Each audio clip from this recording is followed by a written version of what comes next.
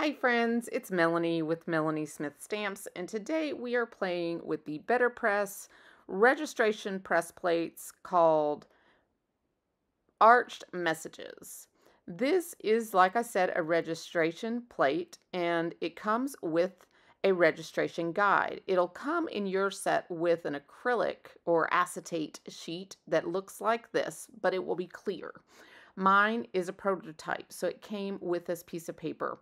You can actually download this piece of paper online and can print it off so that you could actually laminate it if you wanted to use it over and over again in the future.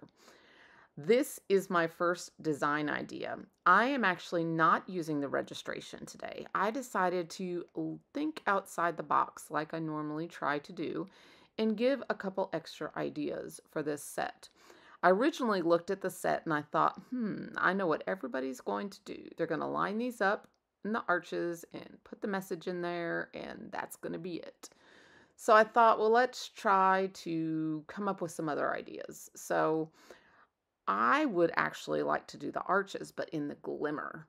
So that will be how I use the registration plate, and that would be done by laminating my paper registration and then very carefully using it in the glimmer machine as I did in my previous registration video.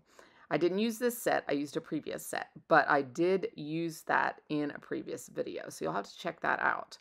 Now, what I'm doing here is I'm doing what I call gutting my specialty paper. This is so that I can save this glorious Spellbinders glitter paper, which is gorgeous.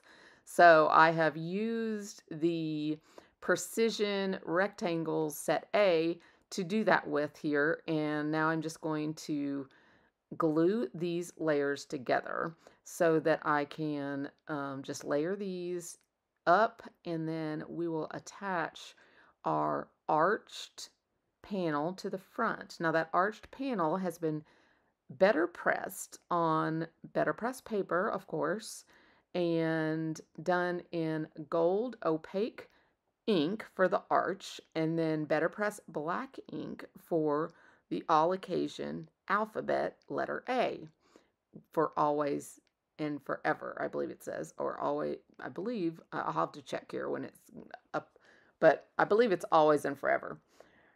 But a lot of those all occasion alphabets fit in this arch, which really sets them off nicely.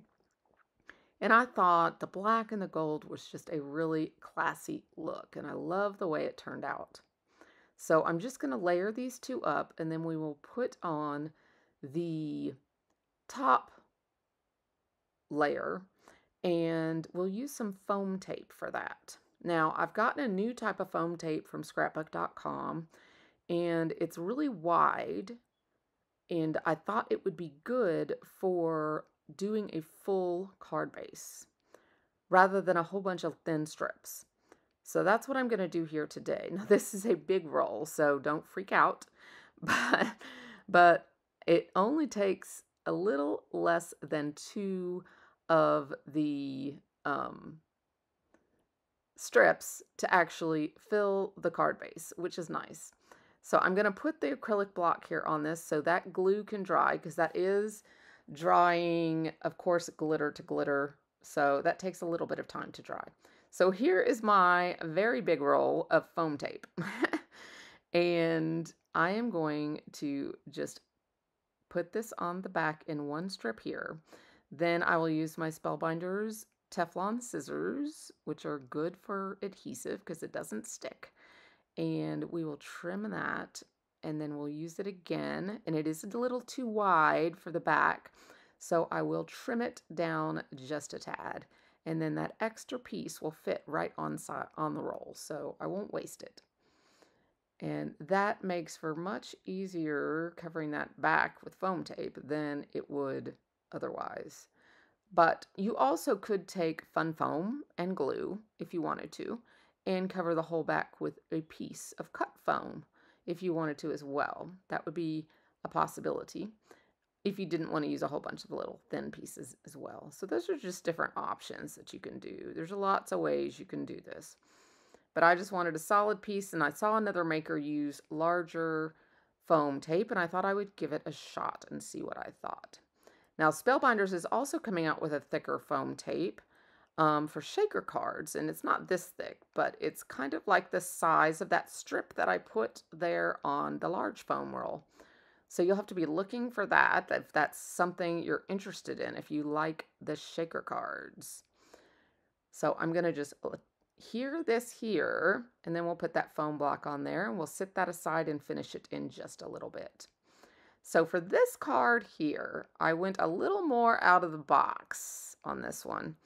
And I got my arches out and laid them in different sizes on my BetterPress magnetic platform. And I just kind of played around with the design ideas and on, a horizontal way on the press plate or on the magnetic plate until I came up with this design idea. And I thought, okay, well, this looks kind of funky and geometric. And I thought, well, let's just go for it and see what it turns out to be. And I had really no idea where I was going with this, but I had a whole bunch of this and that on my desk. And I thought, well, I've got a lot of things that coordinate here on my desk, so I'll pick some inks that match and we'll just see what happens. So, if you have like a plate or a bowl or something you can throw all your little extras in when you're done with a project, you never know what those things will turn into. And that's what happened here on this card.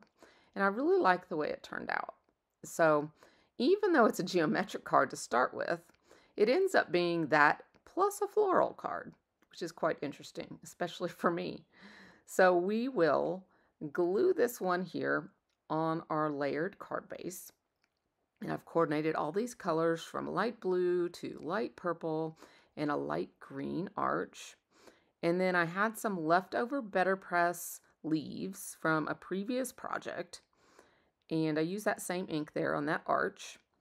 And then I have some stitching dies that were stitched up from this month's Stitching of the Month Club that I had extra.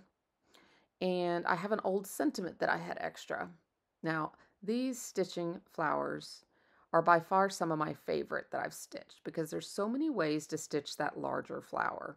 Now, if you have not seen the Stitching Club or the Club of the Month, the caboodle this month, please check it out if you like stitching or if you like sewing or crafts, because the caboodle this month is all focused around crafting and especially stitching. So cross stitch or sewing or any of those types of hobbies, this caboodle and all of the craft kits are focused around that. So if you know someone that has a passion for that, it's a must-see this month. So make sure you check into that. All those links will be down below for anyone interested. So I'm going to attach these leaves at kind of a zigzag across, a diagonal across where the open spaces lie. They're kind of awkward open spaces. Well, we're going to fix that. And we're going to adhere these leaves in a way that I think complements the card. It kind of balances the card. And I really like the way the crisscross kind of takes place. And then we're going to cover the ends of the stems with the actual flowers. Now, when I was stitching the flowers, on this one, the large one, I actually left a large center unstitched so that it could house a large embellishment for the center of the flower. So I'm just showing you there that it's a very smooth transition there, which will make it easy to glue down onto for the flowers. And we're going to use some foam squares for that, from little foam squares from Spellbinders. And we're going to hook these down, and then we will also use our sentiment in that larger arched area in the bottom, the purple arch. We will hook our BetterPress sentiment, which I think will really finish the card nicely. Then lastly, we'll put our pearls in the center of our flowers, and I just really love the way it just comes together perfectly. I was really proud of this one, and I don't know why. It was just a like throw together card, but I really love the way it came out so gracefully when it was not planned. So sometimes it just happens. Other times it's like pulling teeth to figure out what to do with products, but this one just kind of happened. And I just love that. I love when the creative juices just flow and it just makes me happy. And that's why I do this, guys. I love to create. And the juices just flow and I love what I do. And I hope that comes across because it's very genuine and this one just made me super happy. So I'm just going to attach this here and then we will add our pearls and I'll show you that big flower with the big pearl in the center. You can see kind of there where I have the big opening in the center of the flower. I didn't even pull those stitches all the way in. I pulled them only in to the outside of that center circle so that I would have that glue space, that flat space for the flat back pearl, which I think is just perfect for this flower. So we'll just add a little bit of glue and then I will make a fool of myself as I usually do in my videos. And I will attempt to pick up the pearl with reverse tweezers. So come on, laugh with me, ladies. It doesn't work. I mean, it doesn't work. So I'll go and try to do them with my fingers, which is much easier, actually. And then I remember, oh, I do have a pickup tool that I'm supposed to use.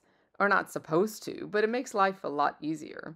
And when my husband was helping me in the craft room the other day, he was die cutting for me one of the Spellbinders monsters. And he was like, I'm die cutting this, but I'm not gluing it. And I'm like, you don't want to glue it? And he was like, I have fat fingers. And I was like, oh, come on. If you have the right tools, it's not that big a deal. And I showed him the reverse tweezers and I showed him the pickup tool. And he said, not this time. But I do have to say I'm super proud of him because he chose his own colors to match my BetterPress background. I did the background and he did the pearls. Or not the pearls. He did the colors of the monster. And then I glued it together and put it back, put the monster on the card. But he did an amazing job picking colors. So he will be helping me more and more. But isn't that adorable? And then this is the last card here, and we will finish this one up super quick. Now, I'm going to take some essential gems from Spellbinders, and these are the mixed gold gems. Now, these have half solid gold, kind of opaque gold, and a transparent gold. So we're going to take the really, really tiny ones, and they're so tiny, but they're perfect for the center of these allocation alphabets. Now, while I'm doing this, let me tell you that there's a sale right now. And if you're watching this before April 11th, it's the 10th today. If you're watching this before April 11th, the sale is $25 off of $125 or more. So this allocation alphabet is large and it's a bundle and it's reduced when you buy the bundle. Well, you can also get the $25 off. So that's a great deal. But you can also use that $25 off anything else on the website. I actually did 2 orders. I broke them up so I could get $25 off twice. So just keep those little hints and tips in mind if there's something on your wish list, because I'm always up for saving money. So those links are down below on all of the items that I'm using today. And those links always help me and help support the channel to keep thriving. So anytime you can use those links, I really appreciate it. Now, I'm going to get these on here and then I'm going to show you the glam that this card has between the gold arch, the gold gems, the glitter outline of the borders. And this is just perfect for any wedding or any anniversary, always and forever. Check it out. Look at that glitter on the outside.